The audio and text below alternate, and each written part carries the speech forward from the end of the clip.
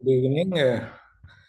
We created one application using AI agent to get a 360-degree view of the item. Okay, so that is very useful concept. It is an independent application.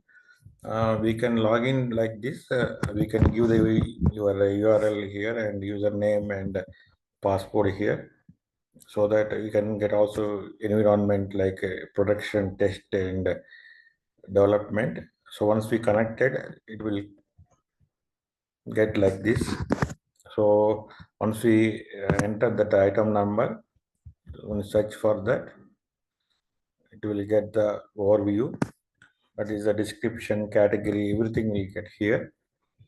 UIM, everything. So supply chain, what is the lead time and what is minimum quantity required, shop to stock, and also how much quantity is available and reserved, what in transit, everything will get a um, view of that particular item. Okay, so by organizations also will get on hand quantity and WIP stores, whatever, it will get everything here. Okay, second thing, transaction, suppose any transaction occurred for that particular item, so any amount is issued, 50 quantities issued, which for which, so reference items, so work order like that.